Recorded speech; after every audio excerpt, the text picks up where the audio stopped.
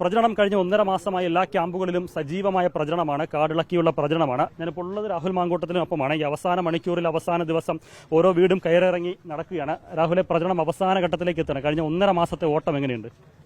1.5 മാസത്തെ ഓട്ടം വളരെ ആവേശകരമാണ്. ഒരു സ്ഥാനാർത്ഥി എന്ന നിലയിൽ ഞാൻ പുതുമുഖമാണല്ലോ, കന്നി മത്സരമാണ്. അതിൻ്റെ ആവേശവും രസവും എല്ലാം ഉണ്ടായിരുന്നു, രസമായിരുന്നു. നമ്മൾ ഈ രസം എന്ന് പറയുമ്പോൾ സ്ഥാനാർത്ഥിയുടെ ഓട്ടം മാത്രമാണ് ദൃശ്യങ്ങളിൽ വരുന്നത്. സ്ഥാനാർത്ഥി മാത്രമല്ല, സ്ഥാനാർത്ഥി ഇങ്ങനെ ഓടാൻ പോകുമ്പോൾ ഏത് ക്യാമ്പിലായിരുന്നാലും സ്ഥാനാർത്ഥിക്ക് മുതൽ ഇതുപോലെ ഫോട്ടോഗ്രാഫർമാരുണ്ട്. സ്ഥാനാർത്ഥിയുടെ ചിരിയും പുഞ്ചിരിയും കൈവീശി കാണിക്കുന്നതും ആളുകളെ കെട്ടിപ്പിടിക്കുന്നതും വാരിപ്പുണരുന്നതും ഒക്കെ സോഷ്യൽ മീഡിയയിലേക്ക് പ്രചരിപ്പിക്കണം. അതിന് ഫവാസിനെ പോലെ, ശ്യാമിനെ പോലെ, ഹക്കീമിനെ പോലുള്ള കടുകുമണികൾ എന്നാണ് അവർ അറിയപ്പെടുന്നത്. ഹുക്കുമും കടുകുമണികൾ എന്നാണ് അവർ അറിയപ്പെടുന്നത്. സോഷ്യൽ മീഡിയ ടീം അവരറിയപ്പെടുന്നത് ഹുക്കുമും കടുകുമണികൾ എന്നാണ് അറിയപ്പെടുന്നത്. കുക്കുമാരാണ് കടുകുമണിയാരാണ്? അത് ഹുക്കും വന്നിട്ടില്ല ഇന്ന്. ഹുക്കുമിന്റെ കടുകുമണികൾ എന്നാണ് ഇവരെ അറിയപ്പെടുന്ന പേര്. ഈ കടുകുമണി ഞാൻ നേരത്തെ അറിയും ഫവാസിനെ, കാരണം ഈ ഭാരത് ജോഡോ യാത്രയ്ക്ക് നടക്കാൻ പോകുമ്പോൾ രാഹുൽ ഗാന്ധിക്കൊപ്പം ഒന്നും ടീമിലുണ്ടായിരുന്ന ആളാണ്. രാഹുൽ ഗാന്ധി മുതൽ പാവപ്പെട്ട രാഹുൽ മാങ്കൂട്ടത്തിൽ. അതൊരു പോയിന്റാണ് കേട്ടോ. അപ്പൊ ഏത് ഇതായിരുന്നാലും എടുക്കാനായിട്ട് ഫവാസ് ഉണ്ടാവും എന്നുള്ളതാണ്. അതുപോലെ ഈ ഫോട്ടോഗ്രാഫർമാർ, പിന്നെ ഈ സ്റ്റാഫുകളിലെ പാർട്ടി പ്രവർത്തകർ തന്നെയാണ്. സ്റ്റാഫ് എന്ന് പറയണ്ട, സ്റ്റാഫ് ആവാൻ പോകുന്നേ ഉള്ളൂ അല്ലേ? പറയാൻ കഴിയില്ല അവരെ. എന്നാലും ഈ പാർട്ടി പ്രവർത്തകർ തന്നെയാണ്. അപ്പോൾ വിനോദ് ചേറാടിനെ പോലെ, ഗിരീഷ് ഗുപ്തനെ പോലെ, റെനോയെ പോലെ നിരവധി ആളുകൾ ഇത്തരത്തിൽ ഒപ്പം നടക്കുന്നുണ്ട്. കൂട്ടത്തിൽ എവിടെ ഫെനി? എവിടെ വിവാദനായകൻ? കാരണം രാഹുലിനോടൊപ്പം നടന്ന ആളുകളെയൊക്കെ മറ്റു പല രീതിയിലും വാർത്തകളിലൊക്കെ ഇടം പിടിച്ച് വിവാദമായ ആളുകളൊക്കെയാണ്. അല്ല, ബാക്കിയുള്ളവര്, നിങ്ങൾ ഈ ഫെന്നീനെ ഇത്രയും പ്രാധാന്യം കൊടുത്ത കാരണം ബാക്കിയുള്ളവരൊക്കെ ഭയങ്കര വലിയ പ്രതിഷേധത്തിലാണ്. കാരണം ഫെന്നി നയനാനേക്കാൾ പിന്നെ കൂടെ നടക്കുന്ന ജോലി ചെയ്യുന്ന ആളുകളുണ്ട്. ഇവനാണ് ഇച്ചിരി ഈ ആ വാർത്ത വന്നതിന് ശേഷം ഇത്തിരി സെലിബ്രിറ്റിയും കൂടെ ആയി. പണിയെടുത്ത് പറഞ്ഞ ഫ്രെയിമിൽ വന്നില്ല, പെട്ടിയെടുത്ത ഫെനിയാണ് ഇവനാണെങ്കിലേ ഇവൻ അതിനുശേഷം സെലിബ്രിറ്റി. ഇപ്പൊ ആളുകളൊക്കെ കാണുമ്പോഴത്തേന് ഫെന്നി നയനാന്റെ കൂടെ സെൽഫി എടുക്കുന്നു. അപ്പൊ അത് ബാക്കിയുള്ള ആളുകൾക്കിടയിൽ ഒരു ചെറിയ പ്രയാസം ഉണ്ടാക്കിയിട്ടുണ്ട്. ഫസലൊക്കെ വലിയ പ്രതിഷേധത്തില്ല. ഫസൽ എപ്പോഴും ഒപ്പം ഉണ്ടാകുക. അപ്പൊ ഫസൽ പറയുന്നത് ഞാനല്ലേ പെട്ടി കൊണ്ടുവന്ന് കൊടുത്തത്. അപ്പൊ എന്നിട്ട് പിന്നെ എന്റെ പേര് പറയാതെ ഫെന്നിച്ചായന്റെ പേര് പറഞ്ഞ് എന്തൊരു തോന്നിവാസം എന്നൊക്കെ ഫസൽ ചോദിക്കുന്നുണ്ട്. സത്യത്തിൽ ഫസലാണ് ഫെന്നിയുടെ പെട്ടി കൊണ്ടുവന്ന് കൊടുത്തത്. ഇലക്ഷൻ കഴിയുമ്പോൾ കൂട്ടടി ഉണ്ടാവും. അത് സത്യത്തിൽ ഉണ്ടായ പ്രതിസന്ധി അതാണ്. ഫസലാണ് പെട്ടി കൊണ്ടുവന്ന് കൊടുത്ത ആള്. പക്ഷെ ഫസലിന്റെ പേര് വന്നില്ല, ഫെന്നി നയനാന്റെ പേര് മാത്രം വരികയും ചെയ്തു.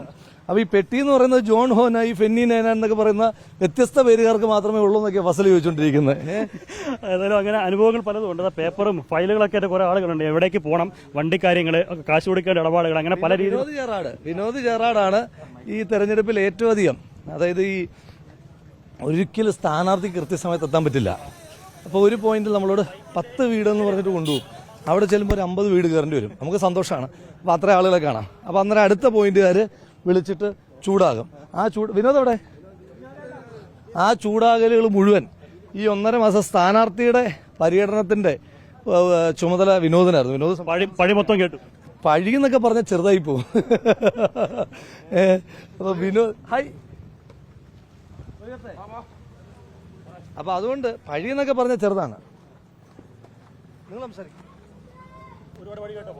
ഇല്ല, നല്ല എൻജോയ് ചെയ്തു പോയി. കാരണം ഏകദേശം ഒരു മാസത്തോളം സമയം കിട്ടി. മാക്സിമം നമ്മൾ ഈ മണ്ഡലത്തിലേക്ക് ഓടിയെത്താൻ പറ്റി എന്നുള്ള ഒരു ആത്മവിശ്വാസമുണ്ട്. എല്ലാവരും പരമാവധി ആളുകളിലേക്ക്, ജനങ്ങളിലേക്ക് എന്നെ സ്ഥാനാർത്ഥിയെ എത്തിക്കാൻ പറ്റി എന്നുള്ള ഒരു ആത്മസംതൃപ്തി ഉണ്ട്. ഫെനി ഒരുപാട് പഴി കേട്ട മറ്റൊരാളാണ്. എല്ലാം 23-ാം തീയതി പെട്ടി തുറക്കുമ്പോൾ പാലക്കാട്ടെ ജനങ്ങളുടെ മനസ്സിൽ കാണും. ഏത് പെട്ടി? ബാലറ്റ് പെട്ടി. തീർച്ചയായിട്ടും ഈ ഫോട്ടോഗ്രാഫേഴ്സ് ഇവരൊക്കെ നടക്കുമ്പോൾ സ്ഥാനാർത്ഥി എങ്ങനെ നടന്നാലും അതിനോടൊപ്പം പിടിക്കണം. എങ്ങനെയുണ്ട് ഈ ഒരു സ്റ്റഡി ആയിട്ട് നിന്ന് വിഷയം എടുക്കാൻ പറ്റൂലല്ലോ? പറ്റില്ല, ഭയങ്കര റിസ്ക് ആണ്. പക്ഷെ നമ്മുടെ കൈയുടെ രൂപത്തിൽ നമ്മൾ എടുത്തു കൊടുക്കുന്നുണ്ട്. രാഹുലേട്ടനെ വിജയിപ്പിക്കുക എന്നാണ് നമ്മളെ ഏറ്റവും വലിയ ലക്ഷ്യം. അവർക്ക് അതിനെ പറ്റിയിട്ടുള്ള ഒരു പരാതി ഉണ്ട്. അതായത് ഈ എന്റെ പോസുകൾ കുറവാണ്, എനിക്ക് ഇവരോടുള്ള ഐ കോണ്ടാക്ട് കുറവാണ്. അപ്പോൾ ഇവരെപ്പോഴും വന്നിട്ട് പറയും ഞങ്ങൾ പുറകിലുണ്ടെന്ന് മറന്നു എന്ന് പറയും. നമ്മളിപ്പോൾ അടുത്ത് പോയിട്ട് അടുത്തടുത്ത് കണക്ട് ചെയ്ത് അങ്ങ് പോകും. അപ്പോൾ ചില സമയത്ത് ഇവരെവിടെ നോക്കത്തില്ല. അപ്പോൾ ഇവർക്ക് ഫോട്ടോസ് കിട്ടത്തില്ല, കാൻഡിഡേറ്റ്സ് കിട്ടത്തില്ല എന്നൊക്കെ പറഞ്ഞിട്ട് ഇവർ പരാതി പറയലുണ്ട്. എന്റെ ക്യാമറമാനും റിവേഴ്സ് ഗിയറിട്ട് നടന്ന് പുള്ളി ഇവർ പരുവായി. അപ്പോൾ ഇതാണ് പ്രേക്ഷകരെ സ്ഥാനാർത്ഥി. തെരഞ്ഞെടുപ്പിൽ വോട്ട് ചോദിച്ച് സ്ഥാനാർത്ഥി പോകുമ്പോൾ സ്ഥാനാർത്ഥി മാത്രമല്ല വിയർക്കുന്നത്, അതിനേക്കാൾ പണിപ്പെടുന്നത് എല്ലാ ക്യാമ്പിലും. രാഹുലിന്റെ കാര്യത്തിൽ മാത്രമല്ല, നമുക്ക് രാഹുലിന്റെ പങ്കാളികളെ ആ ഒരു ബറ്റാലിയനെ മുഴുവൻ കിട്ടിയതുകൊണ്ട് അത് പ്രേക്ഷകരിലേക്ക് എത്തിക്കുന്നു എന്നുള്ളതാണ്. ഏതായാലും ഈ ഒരു ഓട്ടപ്പാച്ചിൽ കഴിഞ്ഞ 1.5 മാസത്തെ ഈ തിരക്ക് പിടിച്ച ഓട്ടം അതെല്ലാ സ്ഥാനാർത്ഥികൾക്കും ഇനി അങ്ങോട്ട് വിശ്രമത്തിലേക്ക്, അതായത് പ്രചരണ തിരക്ക് കഴിയുന്നത് കൊണ്ട് ഒരു വിശ്രമത്തിലേക്ക് പോവുകയാണ്. വൈകുന്നേരം കലാശക്കൊട്ടോടെ ഒന്ന് വിശ്രമത്തിലേക്ക് കടക്കാനാകുമെന്നുള്ള ഒരു ആശ്വാസം കൂടി സ്ഥാനാർത്ഥികൾക്കും അവരുടെ ഒപ്പമുള്ള ആളുകൾക്കും ഉണ്ട്. പാലക്കാട് നിന്ന് വീഡിയോ ജേർണലിസ്റ്റ് ഷനിലുപ്പം, reporter Al Ameen in reporter.